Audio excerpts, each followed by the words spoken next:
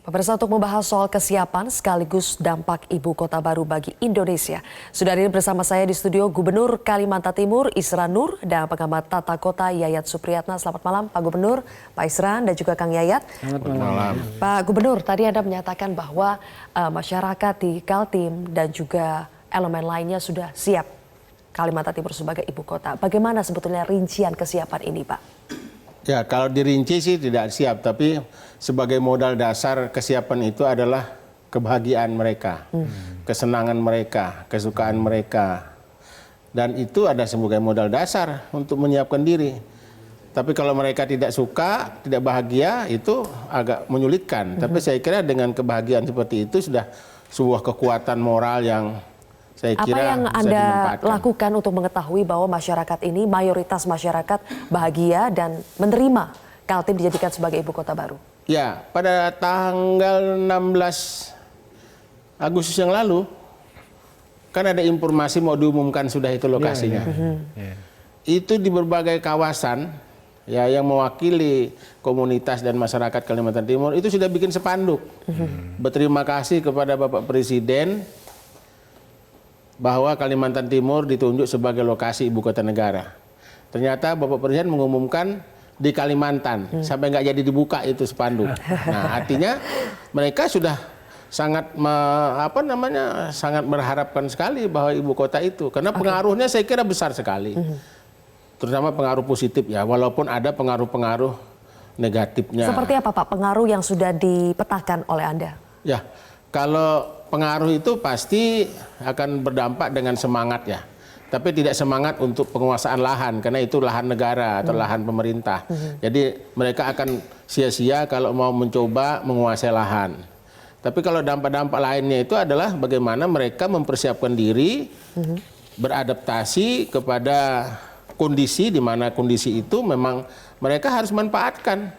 Karena aktivitas kegiatan pembangunan infrastruktur dan pembangunan lainnya terkait dengan persiapan sebuah ibu kota itu kan besar sekali. Jadi saya kira mereka harus secara konkret yang itu. Anda harapkan sebetulnya pemindahan ibu kota ke Kalimantan Timur ini dapat membawa dampak ekonomi. Apakah sudah dikalkulasi juga Pak? Potensinya kira-kira sampai seberapa besar? Kalau saya tidak bisa mengkalkulasi secara teknis, secara detail. Tetapi saya kira pasti akan ada dampak positifnya.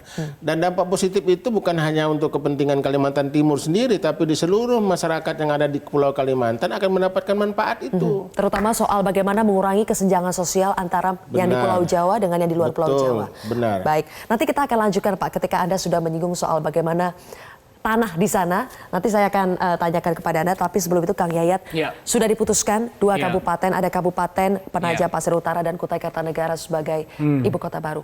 Keputusan yang idealkah, tepatkah? Ini sebetulnya kalau lihat dari pengumuman Presiden tanggal 16 menuju tanggal 26, ini luar biasa menurut saya. Hanya waktu 10 hari.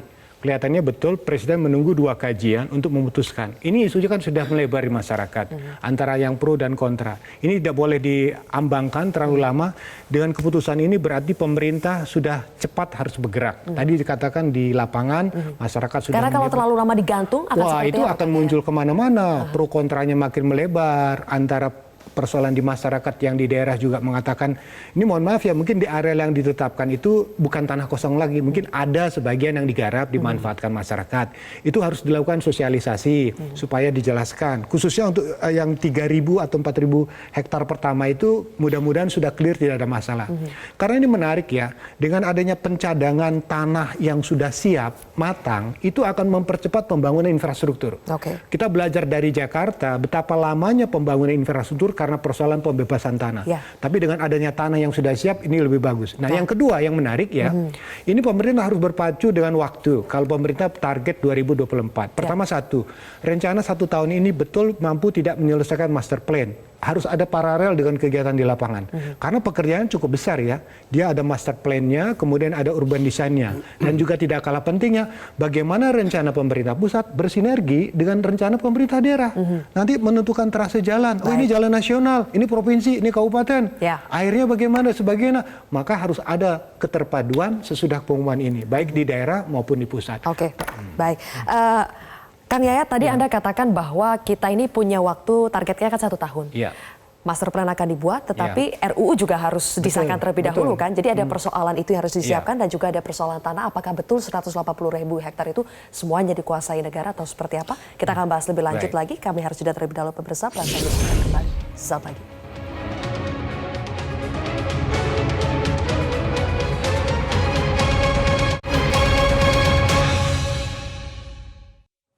Kami lanjutkan kembali dialog pemirsa, masih bersama dengan Gubernur Kalimantan Timur. Pak Gubernur, tadi kalau soal 180.000 hektar yang katanya sudah disiapkan dan sudah dikuasai negara, apakah betul 100% dikuasai negara, Pak? Tidak 100%, tapi itu semua lahan negara. Jadi kalaupun toh ada orang yang tinggal di atasnya itu tidak legal atau ilegal gitu. Jadi tentu di dalam hal bagaimana pemanfaatan kawasan ini kan ini akan lebih mudah dan bahkan lebih murah karena setiap ada milik seseorang atau milik negara untuk memanfaatkan miliknya itu kan lebih mudah daripada kalau dia dimiliki oleh orang lain. Jadi berapa persen Pak yang masih harus dibebaskan nanti? Itu tidak ada bebas karena itu semuanya adalah tanah milik negara, tidak ada yang harus dibebaskan. Jadi hanya itu dalam hal penataan saja. Misalnya relokasi bagi mereka-mereka yang sudah berada di situ. Ada usaha di situ, misalnya ada tanaman-tanaman, ada sawit, ada tanaman-tanaman lain. Itu relokasi kan relokasi atau dalam bentuk penataan. Jadi tidak mesti ada yang harus dipindahkan, ada juga yang harus ditetapkan. Cuma diatur sedemikian rupa supaya itu menjadi kawasan hijau kan begitu. Oke, intinya Anda ingin mengatakan 180.000 hektar ini akan cepat dimanfaatkan karena sudah menjadi milik negara. Ya, karena itu milik negara semua, lahan negara semua. Jadi itu akan lebih cepat memang. Dan lebih murah memang karena dia dimiliki oleh si yang punya gitu kan begitu. Tadi Menteri ATR mengatakan akan dilakukan land freezing Pak ya, atau pembekuan lahan untuk mencegah spekulan tanah. Seperti apa ini mekanisme land freezing? Nah, saya akan berkoordinasi dengan 2 wali kota, Samarinda dan Balikpapan, 2 bupati, Bupati Penajam Pasir Utara dengan Bupati Kutai Kartanegara untuk melakukan yang namanya koordinasi untuk bagaimana penataan kawasan khusus non komersial untuk mengantisipasi kalau kemungkinan ada oknum-oknum yang akan mencoba bersepikulan dalam kepemilikan lahan. Tapi saya kira mereka akan rugi sendiri kalau mereka mau memanfaatkan kesempatan itu karena itu lahan negara. Iya, jadi apakah masih ada celahnya Pak di spekulan seperti ini kalau itu bisa adalah lahan saja negara? kalau dia mau untung-untungan bisa saja, tapi kalau dia untung-untungan jadi rugi-rugian dia, kan begitu. Saya kira bisa saja terjadi. Jadi kawasan yang 180.000 itu semua kawasan lahan milik negara. Intinya kawasan ini akan dikunci Pak ya supaya tidak bisa diperjualbelikan. Ya, saya kira itulah nanti akan dikoordinasi kita dengan para bupati wali kota yang terkait karena itu kan kawasan ini kan berada di antara 2 kota Balikpapan dan kota Apakah Samarinda. harus ada aturan hukum baru Pak untuk betul-betul bisa melakukan land freezing ini? Oh bisa saja, ini kan soal urusan negara, ini kan pasti bisa dilakukan, nggak ada yang nggak bisa bagi negara.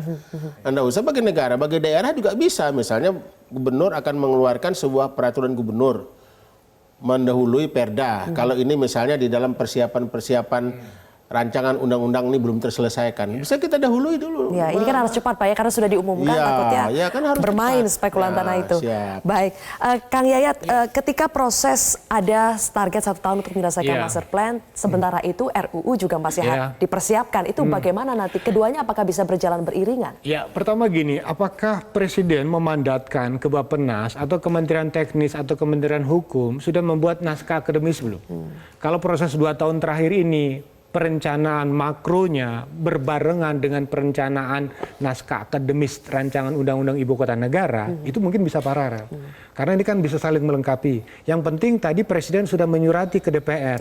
Pernyataan permohonan sudah dilakukan, surat sudah disampaikan. Nah sekarang pertanyaannya dengan DPR yang mana? Pasti dengan DPR yang baru ya kan? Dengan menteri baru. Mungkin sekitar Oktober lebih ya kan? Harus ada pengkonsolidasian. Nanti DPR juga harus membuat pansusnya untuk membahas ini. Mungkin perkiraan waktunya bisa sekitar Oktober, November atau Desember. Karena begini, untuk dokumen teknis pun kan belum masuk di rancangan APBN di 2020. Sekarang kan harus diusulkan. Maka ini harus betul-betul paralel. Teknisnya, ATR, PU, Kementerian Lingkungan, Kementerian Perhubungan dan sebagainya. Semua materi teknis yang terkait dengan ibu kota negara harus segera disinkronisasikan oleh Bappenas, masukkan dalam pos penganggarannya. Sementara dalam konteks naskah akademisnya pun juga harus disusun bareng-bareng. Nah ini kan nanti ada persoalan koordinasi dengan ini. Nah sekarang pertanyaannya, mudah-mudahan Presiden bisa mensonding kepada teman-teman di DPR. Ya. Nah, ini tenggat waktu penting. Tapi ada backup plan yang bisa dilakukan nggak? Kalau misalnya untuk RUU itu disahkannya lama? Nah, ini kan pertanyaannya kan suka teman-teman Dewan tidak mau di fait accompli. Loh, kami kok merasa ditinggalkan dengan keputusan ini. Untuk mengamankan bisa saja misalnya Presiden mengeluarkan Perpres untuk penetapan lokasi, atau juga Presiden bisa membentuk badan otoritasnya. Karena pengalaman kita dalam membentuk badan otoritas di 10 destinasi wisata Indonesia itu, Presiden mengeluarkan Perpres. Nah, dengan adanya badan otoritas itu, mungkin semua fungsi koordinasi itu bisa digabung dalam fungsi badan otoritas ibu kota negara. Kan Menteri Dalam Negeri sudah mengatakan tidak ada wali kota, tidak ada pimpinan daerah, yang ada administratif. Nah, ini menarik kan? Percepatan itu perlu dilakukan, badan tapi otoritas terukur. tadi ya? Karena ingat statement Presiden, kita pingin cepat-cepat, tapi jangan tergesa-gesa, gitu kan menarik kan, bahasa simbolik itu. Oke, baik. Jangan sampai ada proses yang tidak tepat begitu ya. Terakhir untuk Pak Gubernur terkait dengan anggaran Pak. Tadi disebutkan bahwa 19% dari APBN, kemudian juga ada skema kerjasama pengelolaan aset ibu kota baru, DKI Jakarta dan Kalimantan Timur. Seperti apa ini mekanismenya Pak? Ya, kalau mekanisme itu mohon maaf saya tidak bisa menjelaskannya. Karena ini adalah domain yang memang harus dilaksanakan atau conducted by pemerintah pusat lah itu. Kalau ini saya kira kami ini adalah bagian daripada unit yang dikoordinir oleh pemerintah pusat di daerah itu. Jadi kalau soal pembiayaan, mohon maaf aja kita tidak, pemerintah daerah tidak. Tapi kalau soal koordinasi yang tadi sudah disampaikan oleh Kang Yayat bahwa harus ada koordinasi yang matang. Kalau itu iya, jadi kita harus melibatkan diri dan kita harus dilibatkan karena ini menyangkut segala hal yang sangat mendasar, misalnya soal persoalan bagaimana status jalan, bagaimana status lingkungan, bagaimana status sosialnya, memang harus terlibat. Makanya ini adalah sebuah kerja besar di mana sebuah kawasan yang dienklave untuk kepentingan sebuah ibu kota negara yang umurnya bukan seumur jagung, tapi kan seumur negara ini ada kan. Oke, baik, terima kasih Bapak Gubernur Kalimantan Timur Isran Nur dan juga pengamat tata kota. Mengucapkan selamat dulu ya. Mudah-mudahan sukses untuk mudah-mudahan prosesnya berjalan dengan lancar. Terima kasih juga Kang Yayat.